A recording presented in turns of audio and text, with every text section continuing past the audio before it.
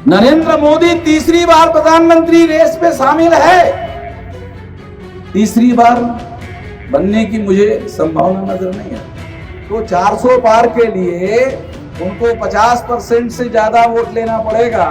तो नरेंद्र मोदी का चेहरा देखते देखते भी लोग अब उब गए। जो हमारे SC ST OBC माइनॉरिटी के लोग हैं ना, वो कैसा सोचते, अरे तो हारने वाला है, इसको वोट देने से क्या होगा। चुनाव रिजल्ट जो है वो 4 तारीख को आएगा, आने के पहले ही तीसरा नंबर पर है। और ईवीएम के संबंध में पहली लड़ाई लड़ने वाले लोग हम। ईवीएम मशीन का मुद्दा राष्ट्रीय स्तर का मुद्दा अगर बना है तो हमारी वजह से बना। बैलेट पेपर की लड़ाई हम लड़ते रहेंगे। जब तक बैलेट नहीं आता है ये लड़ाई हम लड़ते रहेंगे। कोई भी समझदार आदमी अपने दुश्मन को ताकतवर नहीं बनने देगा। काशीराम जी ने पूरा ताकत लगाकर मायावती को 4 बार उत्तर प्रदेश का मुख्यमंत्री बनाया। ये जब तक काशीराम जी जीवित रहे सारे देश के पत्रकार उनका नाम प्रधानमंत्री पद के लिस्ट में रखते थे। ये नाम ये भी है। संघर्ष करते करते 67 साल हो गए हैं और फिर भी आप बोल रहे हैं संघर्ष करो। अब जवानों को भी साथ में आना चाहिए। हमारे देश में 58 साल में लोग रिटायर्ड हो जाते हैं और 60 साल में घर वाले कहते हैं कि सरकार ने आपको रिटायर्ड कर दिया, अब आप टायर्ड भी हो गए हैं तो आप आराम करिए। साथियों, अभी मेरी उम्र 67 चल रही है। मैं अभी मैदाने जंग में हूँ, लड़ाई में आप लोगों के साथ में हूँ। आज राष्ट्रीय परिवर्तन मोर्चा, ये जो संगठन आप सुन रहे हैं, राष्ट्रीय परिवर्तन मोर्चा, ये संगठन schedule caste, schedule tribe, other backward class और माइनॉरिटी में भी 6 प्रकार की माइनॉरिटी है। मुस्लिम, सिख, ईसाई, बुद्धिस्ट, जैन, लिंगायत, इस तरह के 6 प्रकार के माइनॉरिटीज के लोग हैं देश भर में, जिनके लिए हम लोग लड़ाई लड़ रहे हैं।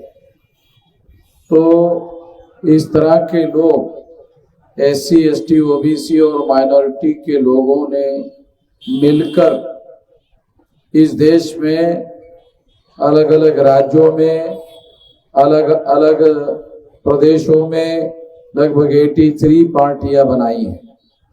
83 पार्टी के लोग दिल्ली में इकट्ठा हुए और इकट्ठा होकर उन्होंने 83 पार्टी के लोगों ने मिलकर राष्ट्रीय परिवर्तन मोर्चा नाम का संगठन बनाया।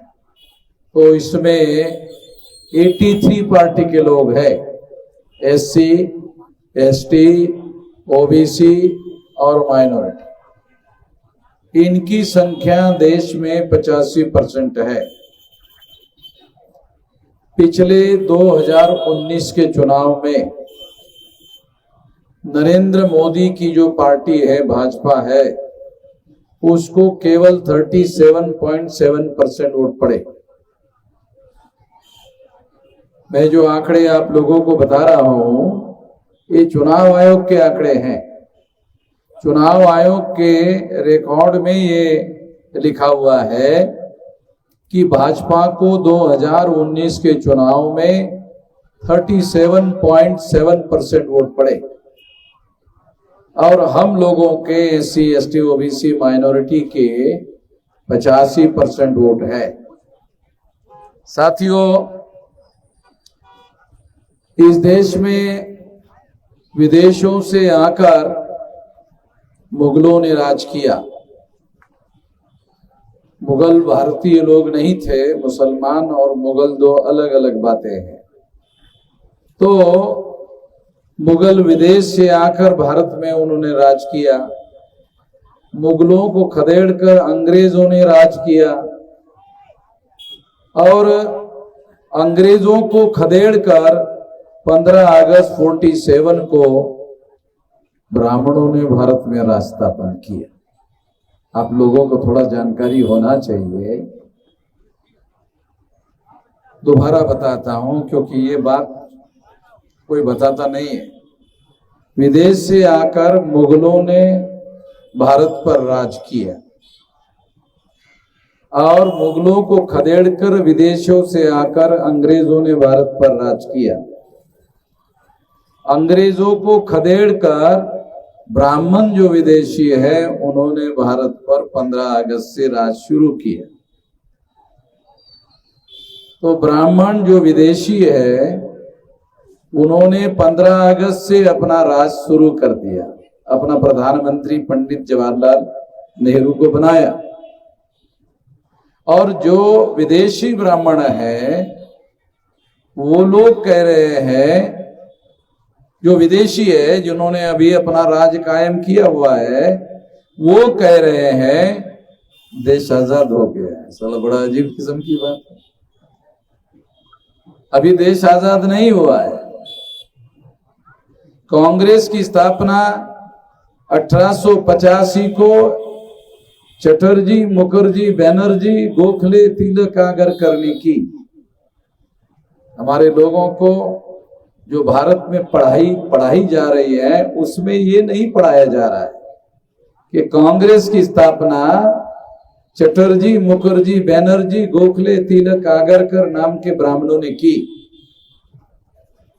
और उन्होंने 15 अगस्त को एक ब्राह्मण को पंडित जवाहरलाल नेहरू को देश का प्रधानमंत्री बनाया। ये नहीं पढ़ाया जाता है, ये नहीं बताया जाता है। तो इसलिए ये बात मैं आप लोगों को बता रहा हूं।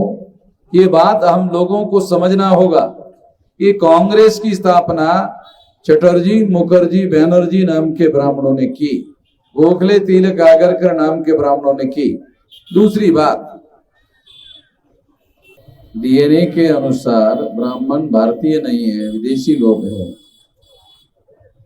तो हम लोग क्या करते हैं, जो विदेशी लोगों का संगठन है उन लोगों की संख्या देश में 3.5% है। ब्राह्मणों की संख्या देश में 3.5% है।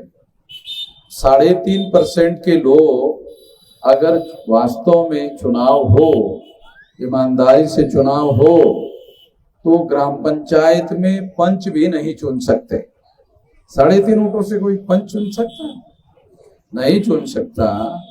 तो जो ग्राम पंचायत में पंच नहीं चुन सकते वो देश की पंचायत का प्रधानमंत्री नॉमिनेट कर रहे। ये जो नरेंद्र मोदी है, ये नरेंद्र मोदी पिछड़े वर्ग का है, ऐसा ब्राह्मण लोग, बीजेपी के, आरएसएस के लोग प्रचार करते हैं कि पिछड़े वर्ग का है, ओबीसी का है। पिछड़े वर्ग में नरेंद्र मोदी की जाति तेली जाति की है, ऐसा मैं जब गुजरात में जाता हूं तो गुजरात के मेरे भाई लोगों ने, केवल तेली जाति के लोगों ने मुझे बताया कि वो हमारे जाति का है, तेली जाति का है। तो मनुस्मृति में लिखा हुआ है, ब्राह्मणों का लिखा हुआ ग्रंथ है मनुस्मृति, कि अगर तेली का मुख देख लिया ब्राह्मण ने तो शाम को उसको नहाकर शुद्ध होना पड़ता है।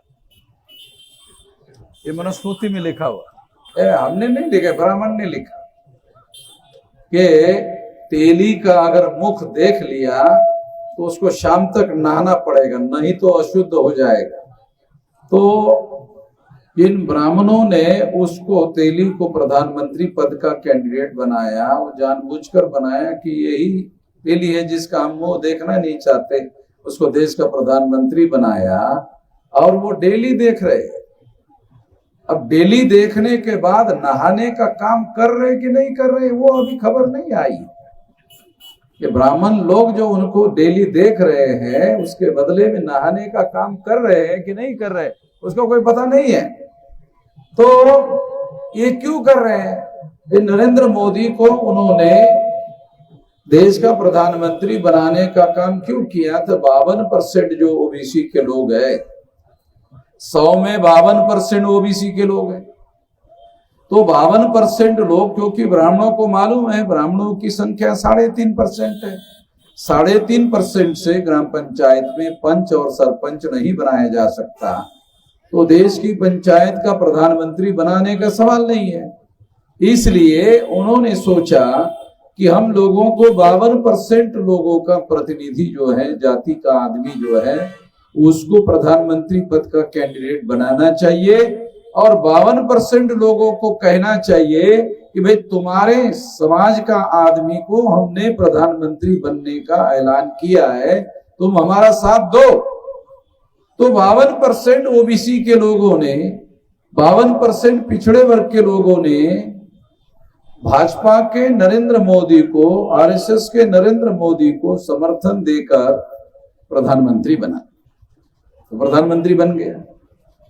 अभी उसके मई महीने में जब चुनाव होगा फाइनल रिजल्ट तब तक 10 साल पूरे हो जाएंगे।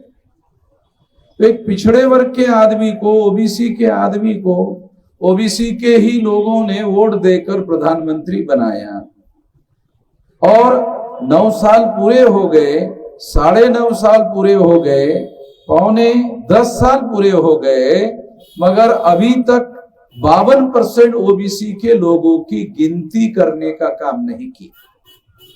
नरेंद्र मोदी ने ये 52% ओबीसी की गिनती करने का काम नहीं किया। आप सोचते होंगे फिर ये आपने 52% कहां से लाया? अरे तो अंग्रेजों ने जो गिनती किया था उसके आधार पर बता रहा। अंग्रेजों ने गिनती किया, 15 अगस्त को भारत का विभाजन हो गया, भारत के 2 टुकड़े हो गए, एक पाकिस्तान हो गया, एक भारत हो गया। एक पाकिस्तान हो गया, एक भारत हो गया। आरएसएस वाले कहते हैं एक पाकिस्तान हो गया, एक हिंदुस्तान हो गया। गलत बात है। हमारे लोगों को भी, बहुत सारे लोगों को कौन सा शब्द प्रयोग करना चाहिए अभी समझ में नहीं आता। तमाम मुसलमान लोग भी हिंदुस्तान हिंदुस्तान हिंदुस्तान कहते रहते हैं। मुसलमान लोग भी गलत करते थे, गलत कहते हैं कि एक तो पाकिस्तान है, बाकी हिंदुस्तान है। तो मुसलमानों को पूछा जाना चाहिए, अगर बाकी बचे हुए देश का नाम हिंदुस्तान है तो मुसलमानों को पूछना चाहिए तुम हिंदू हो क्या? तो नहीं है, हिंदू तो नहीं है, फिर कौन हो? ये मुसलमान। अगर तुम मुसलमान है तो फिर ये सारे देश का नाम, जिसमें तुम्हारी संख्या 15% है, सारे देश को हिंदुस्तान हिंदुस्तान क्यों कह रहे हो? बाबा साहब अम्बेडकर इस बात को जानते थे, हिंदुस्तान इस देश का नाम नहीं है। बाबा साहब अम्बेडकर इस बात को जानते थे, इस देश का नाम हिंदुस्तान नहीं है। इसलिए बाबा साहब अम्बेडकर को जब संविधान लिखने का मौका मिला तो उसने पहला लाइन लिखा, पहली line, India that is a Bharat, India that is a Bharat. इसलिए कह रहा हूं हमारे देश का नाम हिंदुस्तान नहीं है, हमारे देश का नाम भारत है। भारत क्यों है? क्योंकि इसमें एससी, एसटी, ओबीसी, माइनॉरिटी, ब्राह्मण, क्षत्रिय, वैश्य सारे लोग मिलकर रहते हैं, तो भारत है। तो हम लोगों को ये ठीक से चीजें समझनी होगी। आरएसएस के लोग पहले इसे भारत को बदलकर हिंदुस्तान बनाना चाहते हैं, फिर हिंदू राष्ट्र बनाना चाहते हैं। तो हिंदू राष्ट्र और हिंदू बनाकर वो ब्राह्मणों के धर्म शास्त्रों का राज हम लोगों पर थोपना चाहते हैं। ब्राह्मणों के धर्म शास्त्रों इस देश में वर्ण व्यवस्था बनाई, ब्राह्मण, क्षत्रिय, वैश्य, शूद्र, ये ब्राह्मणों ने बनाई। इस देश में ये वर्ण व्यवस्था, ये ऐसी वर्टिकल व्यवस्था है, ऐसी हॉरिजॉन्टल नहीं है। अगर हॉरिजॉन्टल होती तो सारे वर्ण बराबर होते। ये ऐसी खड़ी है, कोई ऊपर है, कोई उसके नीचे है, कोई उसके नीचे है, कोई सबसे नीचे है, शूद्र। तो ये 4 वर्ण की व्यवस्था, देश को विभाजित करने वाली व्यवस्था ब्राह्मणों ने बनाई। ये ध्यान रखो। जब ब्राह्मण कहते हैं हिंदू मुसलमान, तो इसका मतलब है वो देश को विभाजित करने का षड्यंत्र कर रहे हैं। हिंदू मुसलमान की थियरी ने 15 अगस्त 47 को भारत और पाकिस्तान का विभाजन करवाया। बहुत खास बात बता रहा हूं, ध्यान से सुन लो, ध्यान से समझ लो। हिंदू मुसलमान की जो थियरी है, सिद्धांत है, उसने 15 अगस्त 47 को भारत और पाकिस्तान दो टुकड़े किए। हिंदू मुसलमान का जो सिद्धांत है, ये भारत का विभाजन करने वाला सिद्धांत है। ध्यान रखो। और इसीलिए बाबा साहब आंबेडकर ने संविधान के पहले लाइन में लिखा, India that is a Bharat. तो भारत में रहने वाले लोग जो है वो हिंदुस्तानी नहीं, भारतीय लोग हैं। ये ध्यान रख करके हम लोगों को विचार करना चाहिए, व्यवहार करना चाहिए और अपना काम करना चाहिए। तो ऐसी विचारधारा रखने वाली जो पार्टियां है, लगभग 83 पार्टी के लोगों ने मिलकर दिल्ली में राष्ट्रीय परिवर्तन मोर्चा नाम का संगठन बनाया। ये राष्ट्रीय परिवर्तन मोर्चा शेड्यूल कास्ट के लोगों का है। शेड्यूल कास्ट में भी 803 जातियां है। ये भी हमारे लोगों को मालूम होना चाहिए। शेड्यूल कास्ट में बहुत बड़े पैमाने पर, शेड्यूल कास्ट में बहुत बड़े पैमाने पर schedule caste, schedule tribe, other backward class और माइनॉरिटी, इन लोगों की 6000 जातियां है। और इन लोगों ने 6000 जाति के टुकड़ों में हमारे लोगों को बांटा। तो हम लोगों को यह समझना होगा कि जिन लोगों ने हम लोगों को 6000 जाति के टुकड़ों में बांटा, ब्राह्मण हम लोगों को कहते थे कि अंग्रेजों ने हिंदू मुसलमान 2 टुकड़ों में बांटा। मैं आपको बताना चाहता हूं, अगर अंग्रेजों ने हिंदू मुसलमान 2 टुकड़ों में बांटा था तो ब्राह्मणों ने 6000 जाति के टुकड़ों में बांटा। आप अंग्रेजों को गलत कहते हो, मैं भी कहता हूं अंग्रेज गलत थे, तो उन्होंने हिंदू मुसलमान 2 टुकड़ों में बांटा, गलत थे। मगर ब्राह्मणों ने हम लोगों को, मूल निवासियों को 6000 जाति के टुकड़ों में बांटा। तो इन लोगों ने 6000 जाति के टुकड़ों में बांटा। 2 टुकड़ों में बांटने वाले लोग घटिया लोग थे और 6000 टुकड़ों में बांटने वाले लोग महाघटिया है।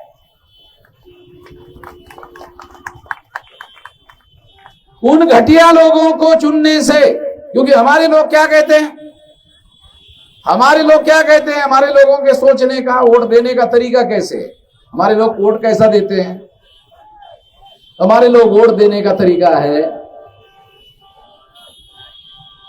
वो तरीका है कि वो प्रचार किसका है, तो क्या कहते हैं प्रचार किसका है। तो जिनके पास काला धन है वो कांग्रेस के पास है, बीजेपी के पास है, कई राज्यों में कांग्रेस की सरकारें हैं, केंद्र में बीजेपी की सरकार है, तो इनके पास काला धन है। काला धन समझते हो क्या, काला धन समझते हैं? ये जो नोट है आपको बताता हूं, थोड़ा आपको समझ में आ जाए इसलिए बताता हूं। ये नोट काला है क्या? नहीं है ना। तो जो पैसा है उसका रंग काला होता है, इसलिए उसको काला धन कहा। नहीं, गलत बात है। काला धन, उसका अर्थ काला धन का काला नोट नहीं होता है। काला धन किसको बोलते हैं?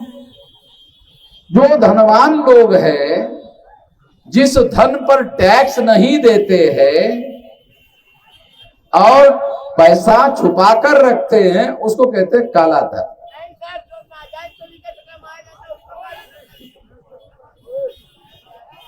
अरे नहीं बोलने दो। अरे भाई, ए भाई, उससे क्यों उलझ रहे हो? उसको भी बोलने दो ना। अरे तुम आपस में क्यों बोल रहे हो? बोलने दो ना, उसको भी तो बोलने का मौका चाहिए था। वो बोलने की कोशिश कर रहा है, उसको भी बोलने दो। वो ये सोच रहा है कि शायद मैं बोल नहीं रहा हूं, ऐसा उसको लग रहा है, इसलिए उसको लगा कि मुझे बोलना चाहिए, बोलने दो। तो मैं आपको उसकी अपनी जितनी समझ है उसके अनुसार वो बोल रहा है। तो जिन लोगों के पास धन है वो उसकी अपनी समझ है बोल रहा है। सरकार किसको काला धन मानती है? जिस धन पर सरकार को धनवान लोग टैक्स नहीं देते। अगर धनवान लोग टैक्स दे दे तो सरकार उनको सर्टिफिकेट देती है, ये धन सफेद हो गया है। अब लोगों को समझना चाहिए कि अगर सरकार 100 रुपए में से 30 रुपया सरकार को दे दे तो वो आपको सर्टिफिकेट दे देती है कि हाँ ये सफेद हो गया। तो इस तरह से जो काला धन जिनके पास है वो पैसा छुपाया हुआ है, टैक्स पे नहीं कर रहा है, तो उसको काला धन कहते हैं। और ये जो काला धन है वो चुनाव में सबसे ज्यादा इस्तेमाल किया जाता है। 5 साल तक जो काला धन होता है वो जमा करते हैं और चुनाव में हमारे लोगों का वोट खरीदने के लिए पैसा देते हैं। हमारे लोगों का वोट जो खरीदने के लिए कितने रुपए में वोट खरीदते हैं? 500 रुपए में एक वोट खरीदते, कहीं कहीं 100 रुपए में खरीदते हैं, कहीं 200 रुपए में। जिसकी औकात जितनी होती है उसके अनुसार बेचता है। किसी की ज्यादा औकात होती है तो ज्यादा लेकर बेचता है। तो ज्यादा से ज्यादा 500 रुपया में वोट बेचता है। अगर परिवार में 5 वोट है तो उसको 2500 रुपया मिलते हैं। तो एक आदमी को अगर मान लो 500 मिल गया तो वो 5 साल के लिए आपको राज करने के लिए मौका देता है। तो 1 साल के कितने दिन? 360 दिन, कम से कम 360 दिन 1 साल के होते हैं। 5 साल के अगर आप गिनती करो तो ये 1800 के लगभग 5 साल के 1800 दिन होते हैं। तो 1800 दिन के लिए आपको 500 रुपया देते हैं। 1800 दिन का 500 तो 1 रुपए में कितना पैसा आ गया?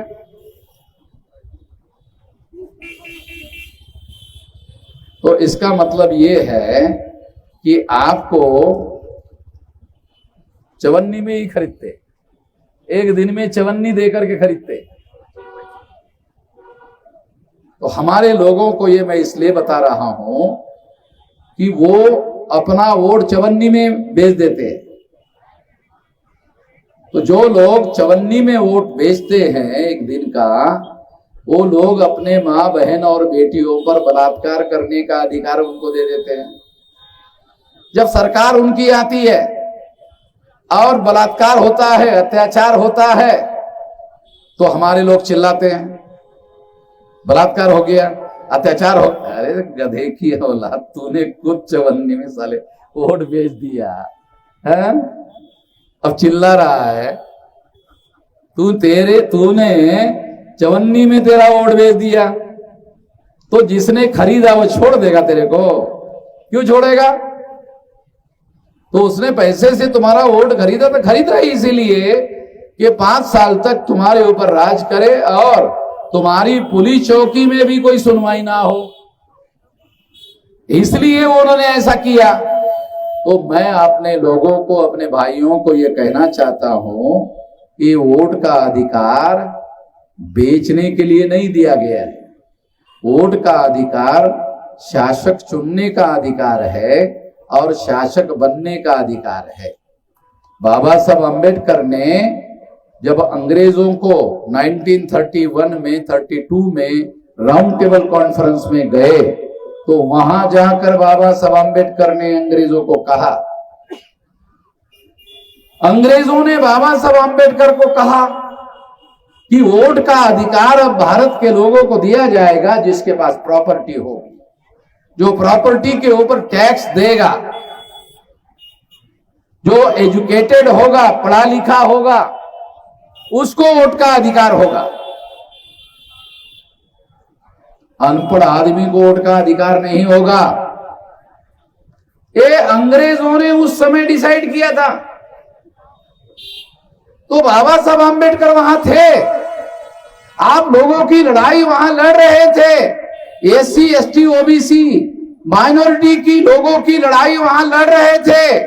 उन्होंने उनको कहा, अंग्रेजों को कहा कि नहीं, वोट का अधिकार प्रॉपर्टी के आधार पर नहीं होना चाहिए, प्रॉपर्टी पर टैक्स पे करने वाले लोगों को ही नहीं होना चाहिए, केवल पढ़े लिखे लोगों को वोट का अधिकार नहीं होना चाहिए।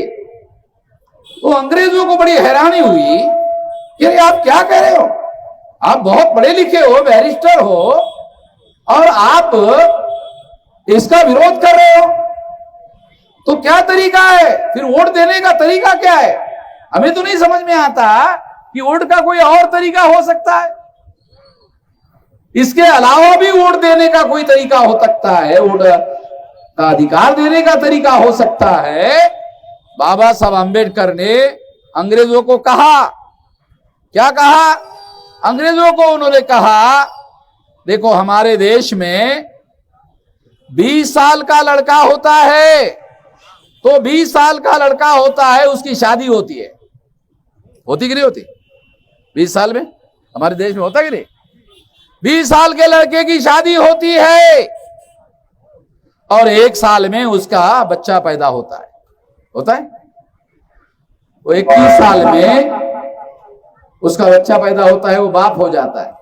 जो नौजवान आदमी 21 साल में बाप बन सकता है, उसको वोट का अधिकार नहीं।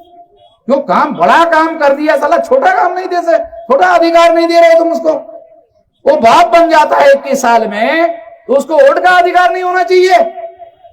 और बाप बनने के लिए पढ़ा लिखा होना जरूरी नहीं, बाप बनने के लिए केवल पति होना जरूरी है। तो वो जो है वो बच्चा पैदा कर सकता है, बच्चा का बाप बन सकता है। तो इसलिए 21 साल की उम्र में वोट का अधिकार होना चाहिए। तो उसका नाम बाबा साहब अंबेडकर ने दिया एडल्ट फ्रेंचाइज, प्रौढ़ मताधिकार। जिसकी उम्र 21 साल हो गई उसको वोट का अधिकार होना चाहिए। इस सारे देश के लोगों को बाबा साहब अंबेडकर की देन है कि हर 21 साल के व्यक्ति को वोट का अधिकार मिलना चाहिए। गांधी जी इसके समर्थन में नहीं थे, कांग्रेस इसके समर्थन में नहीं थी। इसलिए साथियों, ये लड़ाई हम लोग, जो अधिकार बाबा साहब अंबेडकर ने आपको वोट का अधिकार अंग्रेजों से लड़ झगड़ कर दिया, उस वोट के अधिकार में 2 अधिकार शामिल है। एक अधिकार शामिल है कि आप शासक को चुन सकते हैं, और एक अधिकार है शासक बन सकते हैं। शासक चुन सकते हैं, शासक बन सकते हैं। तो साथियों, 84 तक हमारे लोगों ने, 1950 को संविधान लागू हुआ और हर 21 साल के व्यक्ति को वोट का अधिकार बहाल हुआ। जैसे ही बाबा साहब अंबेडकर को संविधान लिखने का मौका मिला, हर 21 साल के व्यक्ति को, चाहे स्त्री हो चाहे पुरुष हो, अगर उसकी उम्र 21 साल है तो उसको वोट का अधिकार बहाल हुआ। और उस वोट के अधिकार में दो अधिकार शामिल है, शासक बनने का, शासक चुनने का। तो 84 तक हमारे लोगों ने दूसरे लोगों को शासक चुनने का काम किया, दूसरे लोगों को शासक चुनते रहे। 84 में मान्यवर काशीराम जी ने बहुजन समाज पार्टी बनाई। 84 में मान्यवर काशीराम जी ने बहुजन समाज पार्टी बनाई और पार्टी बनाकर उन्होंने कहा कि आज तक आप दूसरों को शासक चुनते रहे, मगर अब हम लोग दूसरों को शासक नहीं चुनेंगे। हम अपने लोगों को शासक बनाने के लिए बहुजन समाज पार्टी हमने बनाई और काशीराम जी ने पूरा ताकत लगाकर मायावती को 4 बार उत्तर प्रदेश का मुख्यमंत्री बनाया। काल्पनिक बातें नहीं कह रहा हूं, 4 बार मायावती को मुख्यमंत्री बनाया। उसके पहले हमारे लोग क्या सोचते थे, शासक बनना हमारा काम नहीं। हमारे लोग क्या सोचते थे, नहीं शासक बनना हमारा काम थोड़ी है, शासक बनना हमारा काम नहीं है, ऐसा हमारे लोग सोचते थे। जब हमारे लोग ऐसा सोचते थे कि शासक बनना हमारा काम नहीं है, उस समय लोगों के सोच में बड़ा बदलाव लाने का काम उन्होंने किया और उत्तर प्रदेश का मुख्यमंत्री बनाने का काम किया। और जब तक काशीराम जी जीवित रहे, आप लोग सुनकर हैरान हो जाओगे, जब तक काशीराम जी जीवित रहे सारे देश के पत्रकार उनका नाम प्रधानमंत्री पद के लिस्ट में रखते थे। एक नाम ये भी है, बने ना बने मगर उनका नाम प्रधानमंत्री पद के कैंडिडेट के लिए हर बार उनका नाम जो है चर्चा में हुआ करता था। यानी उनको मालूम था कि काशीराम जी को केवल थोड़ा मौका मिलना जरूरी है, अगर मौका मिल जाता तो उनको प्रधानमंत्री बनने से कोई नहीं रोक लगा सकता था। तो निश्चित रूप से ये काम काशीराम जी के द्वारा इस देश में हुआ। कौन सा, हमारे लोग भी प्रधानमंत्री बन सकते। इतना बदलाव बने नहीं है, मगर ऐसा विचार हमारे लोगों के दिमाग में आया कि जब उत्तर प्रदेश जैसा प्रदेश, जिस प्रदेश में 85 लोकसभा की सीटें चुनकर जाती है, 543 लोकसभा की सीटें हैं देश में टोटल, उसमें अकेले उत्तर प्रदेश की 85 सीटें चुनकर जाती थी और इसी के आधार पर उत्तर प्रदेश का प्रधानमंत्री बन जाता था। नरेंद्र मोदी को भी प्रधानमंत्री बनना था, गुजरात छोड़कर वाराणसी चुनाव जीतने के लिए आए। प्रधानमंत्री बनना था तो गुजरात छोड़कर वाराणसी चुनाव जीतने के लिए आया, लड़ने के लिए आया और फिर वो प्रधानमंत्री बना हुआ है और तीसरी बार प्रधानमंत्री पद की रेस में शामिल है। नरेंद्र मोदी तीसरी बार प्रधानमंत्री रेस में शामिल है। तीसरी बार बनने की मुझे संभावना नजर नहीं आती। नरेंद्र मोदी तीसरी बार प्रधानमंत्री बनेंगे ऐसा लग नहीं रहा है। ऐसा तो नरेंद्र मोदी को भी नहीं लग रहा है।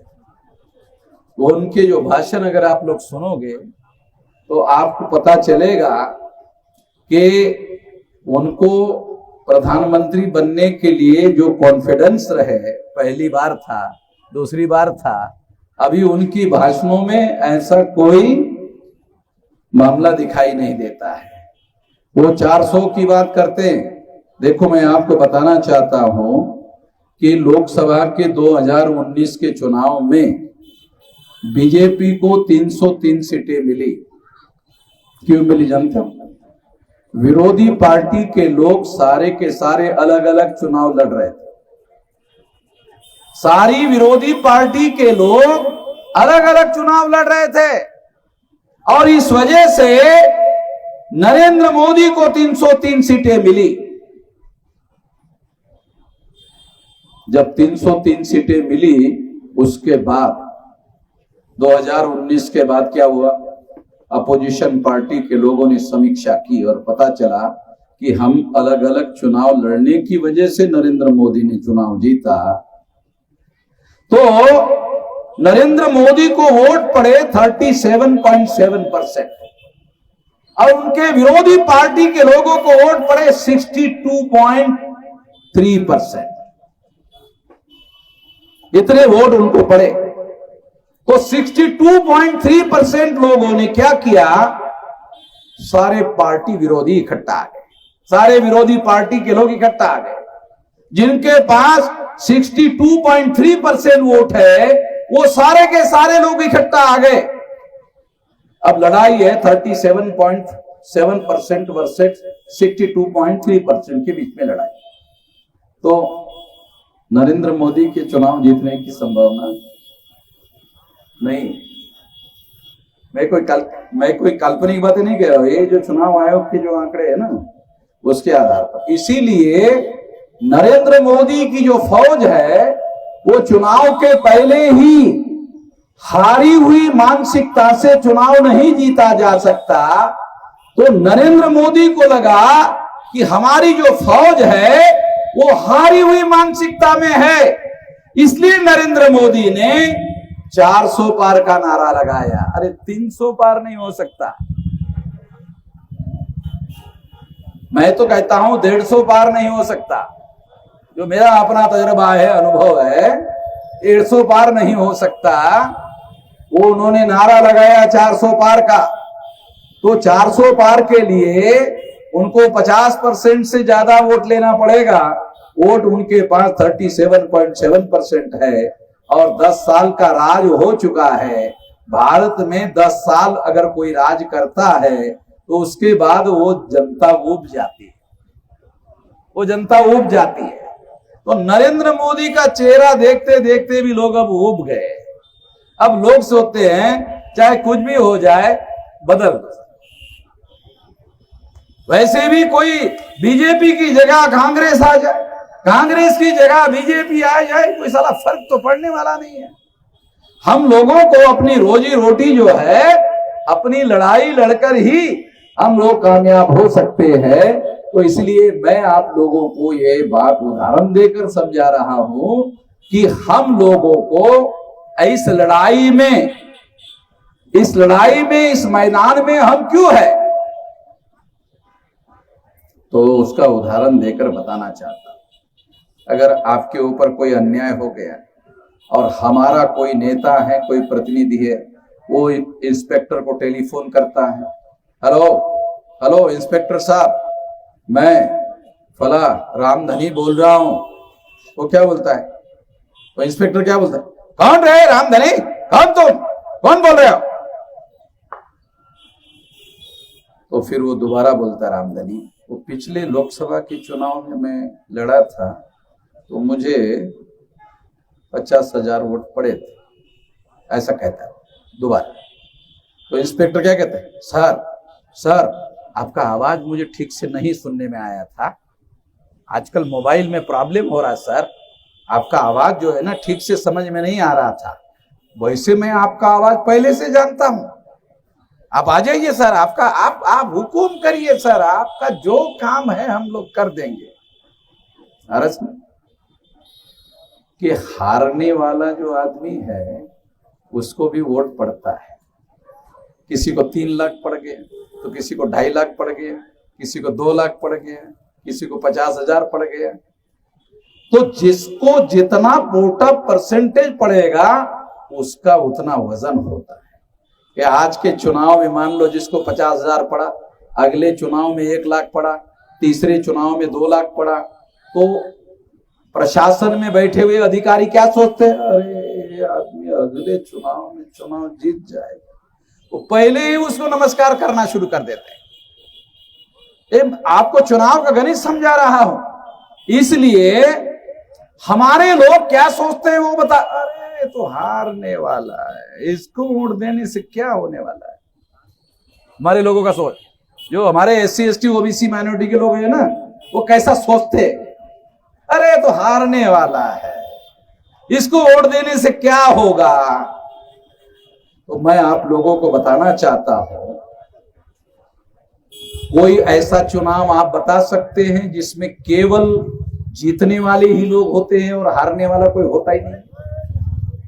क्या आप लोग ऐसा बता सकते हैं? कोई ऐसा चुनाव आप बता सकते हैं जिस चुनाव में केवल जीतने वाले लोग होते हैं, हारने वाला कोई भी नहीं होता है? गलत बात है। हर चुनाव में कोई जीतने वाला होता है तो कोई हारने वाला होता है। तो इसलिए हारने वाला मैदान में लड़कर हारता है। एक तो वो होता है जो लड़ता ही नहीं है, जो हारता ही रहता है, हारता ही रहता है, हारता ही रहता है। और एक लड़ता है और लड़ते लड़ते हार जाता है। एक बार, दो बार, तीन बार, चार बार हारता है और फिर एक बार जीत जाता है।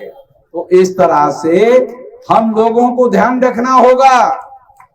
ये चुनावी लड़ाई है, ये चुनावी लड़ाई में ऐसा होता है, ऐसा हमको करना चाहिए, हमको ऐसा प्रयोग करना चाहिए और हमारे लोगों को वोटा परसेंटेज देकर, चाहे कम या ज्यादा हो, अगर उसके 5 वोटा परसेंटेज होगा तो जो चुनाव जीता हुआ आदमी है वो पुलिस चौकी में आपकी मदद नहीं करेगा।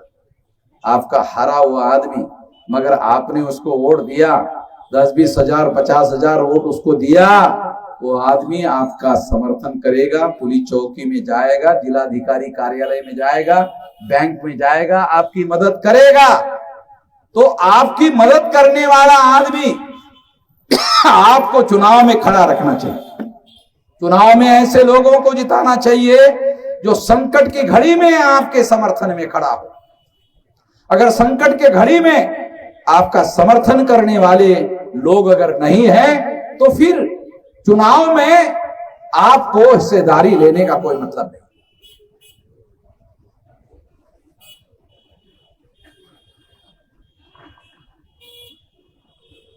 साथियों, हम लोग आउट ऑफ 543 32 राज्यों में 200 लोग चुनाव लड़ रहे हैं। आप लोग सोचते होंगे केवल यहां कानपुर में लड़ना है। टोटल देश में 36 स्टेट है, 36 में से 32 राज्यों में 200 लोकसभा की सीटें लड़ रहे हैं। तो इसका मतलब है एक कांग्रेस पार्टी है जो 500 सीटें लड़ रही है, एक बीजेपी है वो भी 500 सीटों के लगभग सीटें लड़ रही है। तीसरे नंबर की पार्टी केवल हमारी है, 200 सीटें लड़ रही है। और कोई भी पार्टी 200 सीटें नहीं लड़ रही है हमारे अलावा। मैं आपको रिकॉर्ड बोल रहा हूं, चुनाव आयोग के रिकॉर्ड के आधार पर बोल रहा हूं। तो इसका मतलब है चुनाव रिजल्ट जो है वो 4 तारीख को आएगा, आने के पहले ही तीसरा नंबर पर है। रिजल्ट आने के पहले ही तीसरे नंबर पर है। क्यों? पिछले 50 साल से इतना विशाल संगठन हमने खड़ा किया, संगठित शक्ति निर्माण करने का काम किया, और दिल्ली में हमने लाखों लोगों का मोर्चा लेकर गए, चुनाव आयोग पर लाखों लोगों का मोर्चा लेकर गए, ईवीएम की गड़बड़ी को रोकने का काम हमने किया, और ईवीएम के संबंध में पहली लड़ाई लड़ने वाले लोग हम हैं। ईवीएम के द्वारा चुनाव फ्री, फेयर एंड ट्रांसपेरेंट नहीं हो सकता। ये लड़ाई हम लड़ रहे हैं और हमारी वजह से चुनाव आयोग के लोगों को तमाम समस्याएं फेस करनी पड़ रही है। और विरोधी पार्टी के आज का अखबार अगर आप पढ़ो तो आप लोगों ने फारूक अब्दुल्ला का नाम सुना होगा, जम्मू कश्मीर के 4 बार मुख्यमंत्री रहे हैं। उसका आज बयान है कि अगर हमारी सरकार आई तो आते ही ईवीएम मशीन हटा देंगे। तो आज ईवीएम मशीन का मुद्दा राष्ट्रीय स्तर का मुद्दा अगर बना है तो हमारी वजह से बना। हमने इसको बनाया क्योंकि मशीन के अंदर आपका वोट जाने के बाद उसकी चोरी हो रही है। चुनाव आयोग के लोग ये बात निश्चित रूप से, क्योंकि ये बात जो मैं कह रहा हूं मैं नहीं कह रहा हूं, ये मामला 8 अक्टूबर 2013 को सुप्रीम कोर्ट ने निर्णय दिया और सुप्रीम कोर्ट ने यह निर्णय में लिखा ईवीएम मशीन के द्वारा फ्री फेयर एंड ट्रांसपेरेंट चुनाव नहीं हो सकता। ये सुप्रीम कोर्ट का जजमेंट है, ये मेरी बात नहीं है, सुप्रीम कोर्ट कह रही है। इसलिए ईवीएम मशीन के द्वारा free fair and transparent, free यानी मुक्त चुनाव नहीं हो सकता, भ्रष्टाचार मुक्त चुनाव नहीं हो सकता, फेयर यानी निष्पक्ष नहीं हो सकता, ट्रांसपेरेंट यानी पारदर्शी नहीं हो सकता। ये निर्णय सुप्रीम कोर्ट का है और इसको किसी अखबार वालों ने खबर नहीं बनाई। मैंने सारे देश भर में इस बात को सारे देश के लोगों को बताया, इस मुद्दे पर सारे देश भर के लोगों को जागृत किया, इस पर भारत बंद करवाने का काम किया, तब जाके इतना बड़ा इशू बना। और इससे क्या हुआ? वोट का अधिकार है, ये वोट का अधिकार आने वाले समय में आपको बैलेट पेपर पर आएगा और बैलेट पेपर पर आएगा, आने वाले समय में निश्चित रूप से आएगा। ये लड़ाई हम लोग बीच में छोड़ने वाले नहीं है, बैलेट पेपर की लड़ाई हम लड़ते रहेंगे। जब तक बैलेट नहीं आता है ये लड़ाई हम लड़ते रहेंगे और एक दिन निश्चित रूप से ये लड़ाई हम जीतेंगे, यकीन के साथ ऐसे कहा जा सकता है। साथियों, मैं और लंबी बात कहे बगैर आखिरी बात कहना चाहता हूं। हम दूसरों को 1950 से वोट दे रहे, दूसरों को दे रहे, दूसरे लोगों ने हम लोगों का कभी कोई विकास, कोई कल्याण करने का काम नहीं किया। दूसरा, हजारों सालों से जिन्होंने वर्ण व्यवस्था, जाति व्यवस्था बनाई और हम लोगों को दबा कर रखा, नीच बना कर रखा और 6000 जाति के टुकड़ों में बांट कर रखा, गुलाम बना कर रखा, उनकी पार्टियों को वोट देने से हमारा दुश्मन ताकतवर होता है। कोई भी समझदार आदमी अपने दुश्मन को ताकतवर नहीं बनने देगा। कोई भी समझदार आदमी, पढ़ा लिखा हो, अनपढ़ हो, कोई भी हो, कोई भी समझदार आदमी अपने दुश्मन को ताकतवर नहीं बनाएगा, क्योंकि दुश्मन जब ताकतवर बनता है तो वो आपको रगड़ने का काम करेगा। तो ये तो कोई समझदारी की बात हुई नहीं। इसलिए मैं ये आखिरी बात आपको कह रहा हूं कि आप सोचते होंगे कि ये जो कैंडिडेट यहां पर खड़ा है, ये कैंडिडेट को वोट देने से तो ये कैंडिडेट तो हार जाएगा। हो सकता है हार जाएगा, मगर तुम पहले से हार जाएगा ऐसा कहकर क्यों सोचते हो?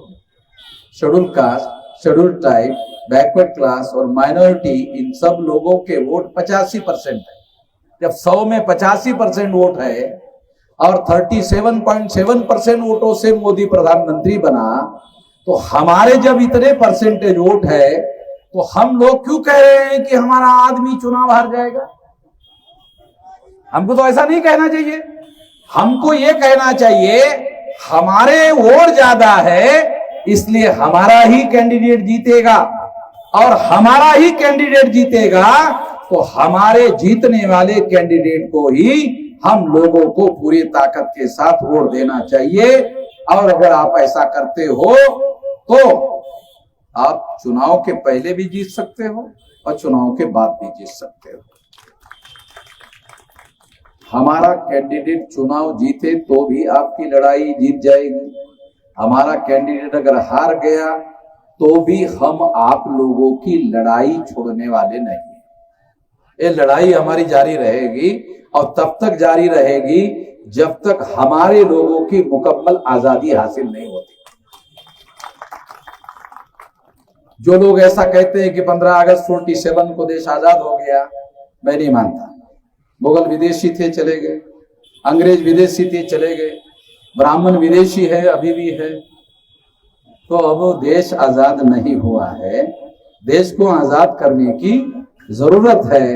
तो हमारी आजादी की जंग जारी रहेगी। इस आजादी की जंग के लिए हम ये चुनाव लड़ रहे हैं।